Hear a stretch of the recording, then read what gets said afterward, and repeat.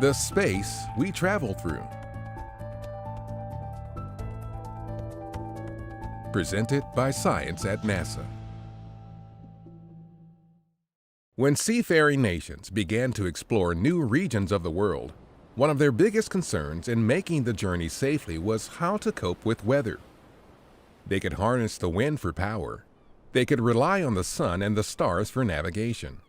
They could build sturdy ships.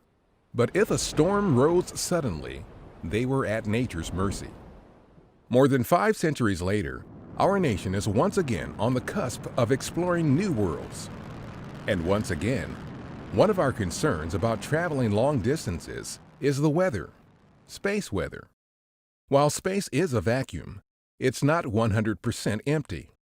Particles, energy, and magnetic fields travel through the void.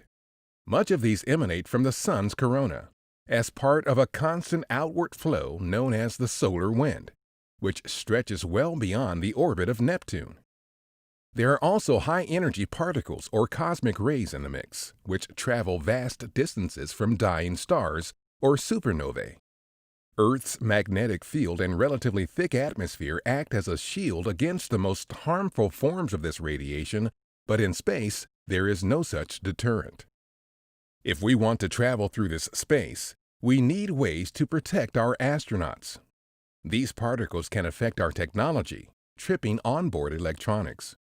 Dr. Yari Calatavega, space weather scientist at NASA's Goddard Space Flight Center, notes, "We are working hard to forecast when these particles will be at their peak, such as during solar flares or coronal mass ejections." Acute exposure to these solar energetic particles is a serious concern for astronauts and instruments. Therefore, having a better understanding of when to expect solar activity is important for safely sending our astronauts and spacecraft through space. Ironically, such space weather activity can actually protect against another threat to astronauts. The sun's activity can block dangerous cosmic rays coming from other stars, which are constantly present, illustrating the complexity of the system NASA tries to understand and mitigate for our space travelers. Over time, sea captains learned when to sail their ships and when to stay in harbor, based on their accumulated knowledge of the weather. It's more risky to be on the water in the Caribbean during hurricane season, and you'd want to consider avoiding the northeast coast of America during the height of winter. Dr. Calatavega says, "It's very similar to what we're doing today. We're constantly developing and testing new models to predict space weather, and we're constantly seeking new data to refine those models." A host of heliophysics missions observe space from a variety of vantage points, not unlike terrestrial weather sensors, which work in tandem to paint a bigger picture of our space environment. In August 2018, NASA launched the Parker Solar Probe to help us better understand the sun's activity, especially what drives the solar wind and how energetic particles get accelerated.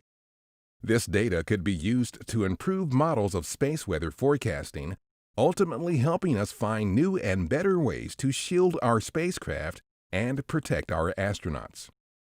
Whether it was the oceans ancient ships traveled through, or the space we will one day travel through, we know this: keeping a watchful eye on the environment around us is key to ensuring safe passage. For more information about what matters in space, visit science.nasa.gov.